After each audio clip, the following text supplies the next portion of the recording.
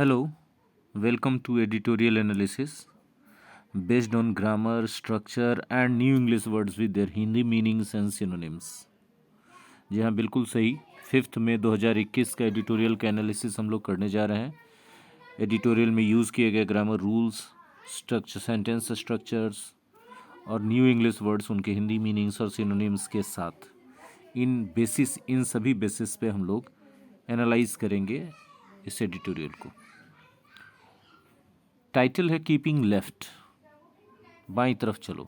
Keep left हम लोग सड़क पे चलते समय बोलते हैं, लेकिन यह इलेक्शन का मामला है। कीपिंग लेफ्ट का मतलब हो गया वामपंथी सरकार को सत्ता में बनाए रखना।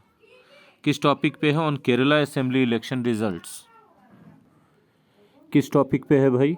तो है on Kerala assembly election results. Kerala assembly के इलेक्शन के रिजल्ट्स पर है। By reposing faith in the LDF, Kerala voters have sent a message to Congress and BJP too. LDF में अपने विश्वास को रिपोज करना मतलब फिर से बनाए रखना, फिर से दर्शाने के द्वारा बाई प्लस V4 साधन या माध्यम के रूप में। By eating chocolates, he put on weight. तो by reposing faith in the LDF, Kerala voters have sent a message to Congress and BJP too. दोनों को संदेश दिया है केरला के वोटर्स ने। चलिए आगे बढ़ते हैं। The spectacular victory. यदि कोई विक्ट्री या कोई चीज स्पेक्टेकुलर है तो नयनाभिराम है। नयनाभिराम होने का मतलब कि दर्शनीय है, बहुत खूबसूरत है, बहुत जबरदस्त है। Spectacular victory of the left democratic front, LDF की जो शानदार जीत हुई है in Kerala Assembly elections has put the spotlight on its lead author, Chief Minister Pinarayi Vijayan. इस जीत ने केरला के चीफ मिनिस्टर पिनरई विजयन, जो इस जीत के मुख्य लेखक हैं, लीड ऑथर हैं, उन पर स्पॉटलाइट डाल दिया है, मतलब उनको फोकस में ला दिया है।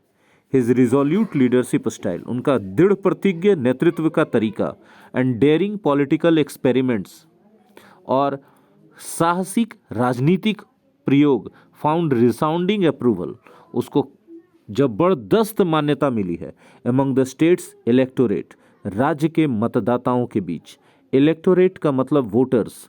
इलेक्टोरेट एक ऐसा नाउन है जो देखने में सिंगुलर लगता है, लेकिन ये हमेशा प्लूरल होता है। इसके सिनोनिम्स के रूप में हम लोग वोटर्स बोल सकते हैं, हमेशा plural form electorate. That re elected an incumbent government for the first time in 4 decades, पिछले 4 दशकों में सत्तारूढ़ सरकार को फिर से दोबारा इलेक्ट किया गया, पहली बार ऐसा हुआ है पिछले 4 दशक यानी 40 सालों में।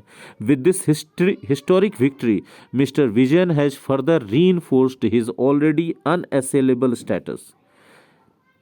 इस हिस्टोरिक विक्ट्री के साथ मिस्टर विजयन ने फर्दर रीइंफोर्स किया है अपने अनअसेलेबल स्टेटस को as the supreme leader of the CPIM। CPIM और LDF के सुप्रीम लीडर के रूप में जो उनका स्टेटस है वो अनअसेलेबल है।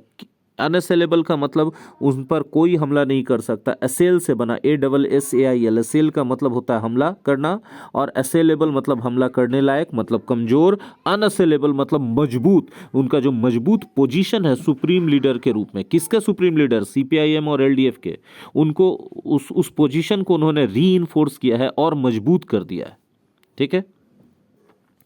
एट 75 वर्ष की अवस्था में his challenge now will be to use his authority to transform the party. 75 वर्ष की अवस्था में अब उनके सामने जो चुनौती होगी वो ये होगी कि वे अपने ऑथोरिटी को, अपने पावर को यूज करें पार्टी को ट्रांसफॉर्म करने में, सो दैट, ताकि इट्स करेंट डायनामिज्म, इसका जो पार्टी का जो अभी डायनामिज्म है, जो आकर्षण है, जो चार्म है, आउटलास्ट्स हिज पोजीशन इन कमांड। उनका जो अभी कमांड में पोजीशन है, जो पोजीशन इन कमांड है, उनका जो अभी नेतृत्व है वाला पोजीशन है, उसके बाद भी चलता रहे उन पार्टी का डायनामिज्म। ये ना हो कि इनके हटने के साथ ही या इनके हटने के साथ ही पार्टी का चार्म खत्म हो जाए। इसके लिए उनको पार्टी में ट्रांसफॉर्म करने की ज़रूरत है अपने अथॉरिटी का यूज़ करके। 75 वर्ष की अवस्था में उनके सामने बहुत बड़ा चैलेंज है। By replacing several old war horse's with fresh faces. देखिए इसमें रिप्लेस एक वर्ड है, रिप्लेस का मतलब किसी एक को हटा के दूसरे को लाना, है ना। तो रिप्लेस ए विथ बी, यहाँ विथ प्रीपोजिशन यूज करेंगे।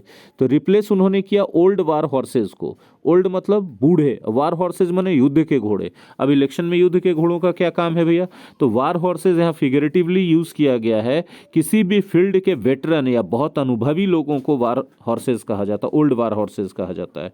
तो बहुत सारे पुराने अनुभवी नेताओं को हटाकर उन्होंने फ्रेश फेसेस लाए, नए चेहरे लाए। इन द पॉल्स, चुनावों में, he has already set the ball in motion, मतलब ये जो ट्रांसफॉर्मेशन का काम है उसको पहले ही शुरू कर चुके हैं। Set the ball in motion का मतलब पहले काम को शुरू कर देना, अभियान को शुरू कर देना, ठीक है। A transition in the CPIM, transition का मतलब परिवर्तन, सीपीआईएम में परिवर्तन हो रहा है। And the LDF is under way, if something is under way मतलब वो चीज़ शुरू हो चुका है। And this will also be reflected in the choice of new ministers, और ये चीज़ नए मिनिस्टर्स के चॉइस में भी दिखेगा कि परिवर्तन शुरू हो चुका है। K N Balagopal, P Rajeev and M B Rajesh could make the cut, K Balagopal, P Rajeev और M B Rajesh could make the cut.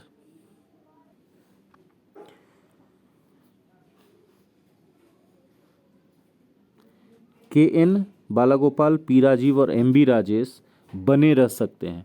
Make the cut एक इडियम है जो स्पोर्ट्स एंड गेम्स के फील्ड में यूज़ किया जाता है।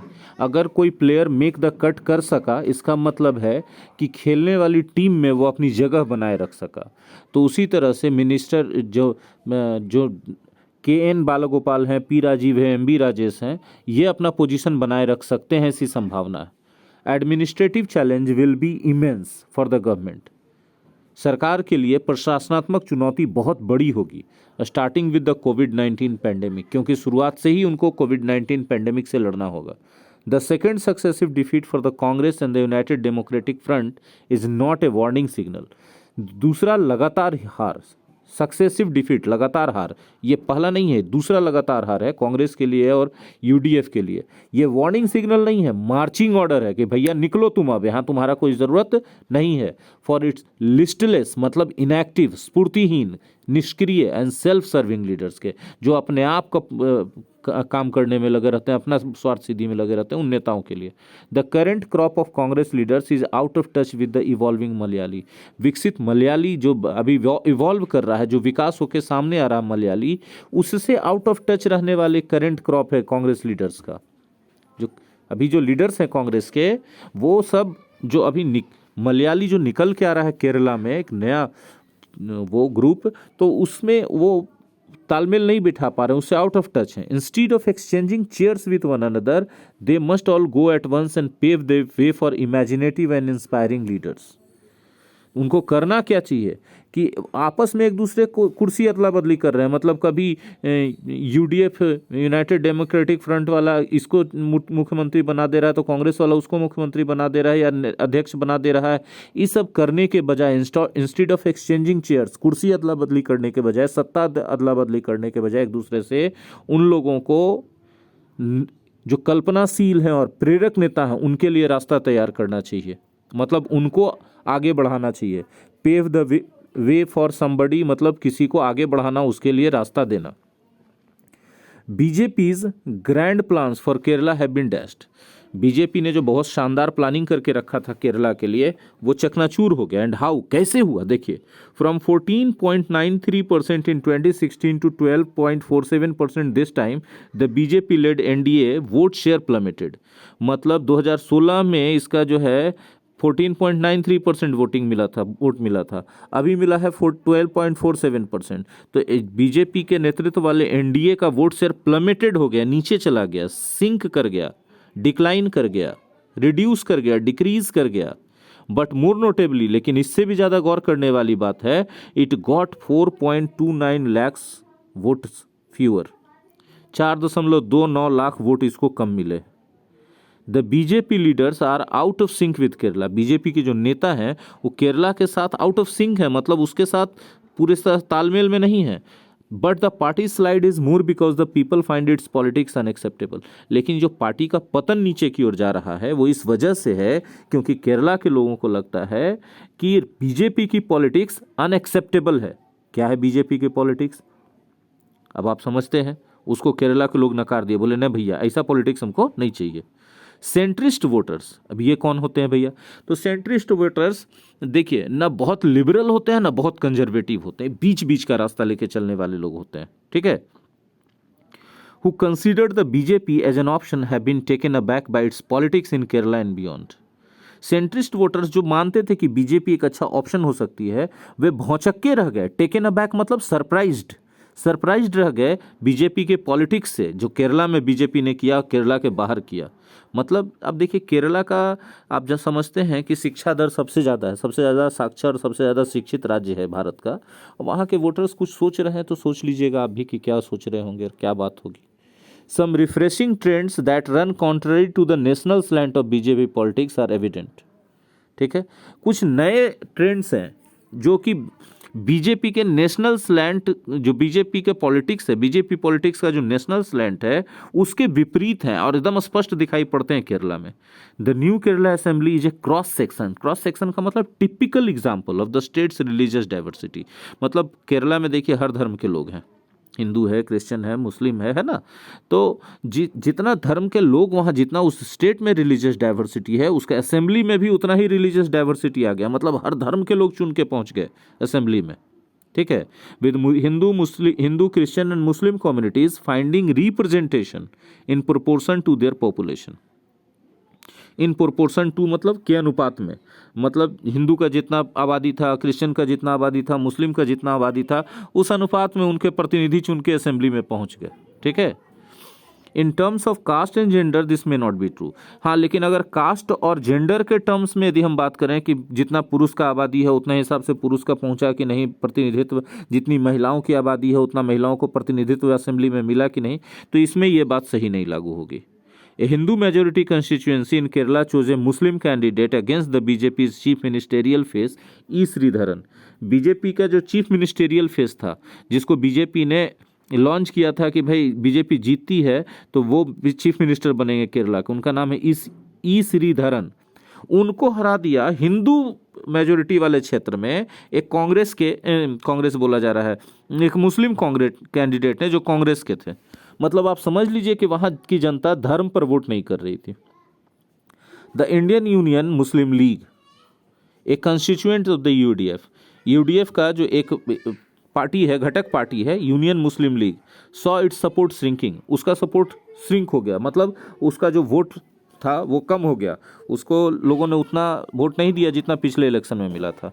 As the current generation of the community seeks new option, क्योंकि इस कम्युनिटी का जो करेंट जनरेशन है वो नया ऑप्शन चाहता था, ठीक है।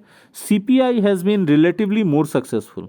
अब आप बोलेंगे कि सर इसको आपने क्रॉस क्यों किया हुआ है, तो रिलेटिवली के बाद मोर सक्सेसफुल लिखा हो, यही गलती है। रिलेटिवली और कंपैरेटिवली के बाद पॉजिटिव डिग्री आना चाहिए, ना कि कंपैरेटिव डिग्री। ये एरर है, एडिटोरियल में भी रहता है एरर, हम ऑन द रिकॉर्ड बोल रहे हैं आपको ये बात। रिलेटिवली के बाद मोर सक्सेसफुल नहीं होना चाहिए, सक्सेसफुल होना चाहिए। एरर आएगा एग्जाम में, आपको लिखा रहेगा एग्जाम में क्वेश्चन कॉमन एरर का, तो ये रिलेटिवली के साथ कॉम्परेटिव डिग्री का यूज़ एरर माना जाता है। खैर आगे बढ़िए। The CPIM has been relatively more successful in appreciating the myriad changes.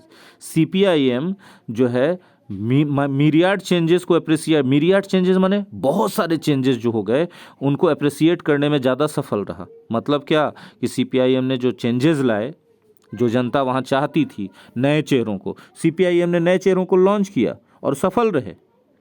That are under way इन केरला। और ये जो परिवर्तन है पूरे केरला में चल रहे हैं, हर पार्टी नकार दी जा रही है, ठीक है, जो चेंजेस नहीं ला रही है। In responding to Congress which swept the Lok Sabha poll, Congress जो लोकसभा में बहुत जबरदस्त जीत प्राप्त की थी, will have opportunity to reinvent itself to pose a challenge to the left in the assembly election. तो उसको अब एक मौका मिला है कि अपने आप को री इन्वेंट करे, ताकि असेंबली इलेक्शन में चुनौती प्रस्तुत कर सके वामपंथी सीपीआईएम के लिए, लेफ्ट के लिए। Pose a challenge to somebody का मतलब किसी को चुनौती देना। But for the BJP without a metamorphosis Kerala will remain a nightmare not a dream. लेकिन बीजेपी के लिए केरला एक सपना नहीं, डरावना सपना बना रहेगा जब तक कि उसमें मेटामॉर्फोसिस माने पूरा रूपांतरण नहीं होता बीजेपी में। कैसा लगा आपको आज का एडिटोरियल एनालिसिस? कमेंट सेक्शन में लिखकर अपना ओपिनियन दें, लाइक करें अच्छा लगा तो, और अपने दोस्तों के साथ ज़्यादा से ज़्यादा शेयर करें। अगर आप सोनीज ट्यूटोरियल क्लासेस यूट्यूब चैनल पर पहली बार आए हैं तो आप ज़रूर इसे सब्सक्राइब करें, बेल आइकन को हिट करें और अपने मोबाइल के सेटिंग्स में जाकर यूट्यूब नोटिफिकेशन को ऑन कर दें।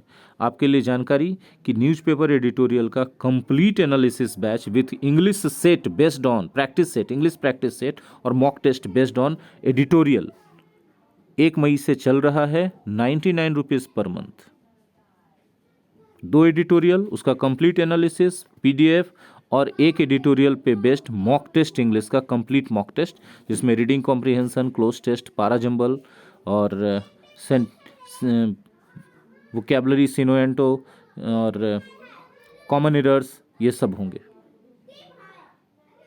मिलते हैं अगले एडिटोरियल एनालिसिस में, तब तक के लिए धन्यवाद, अपना ख्याल रखिए।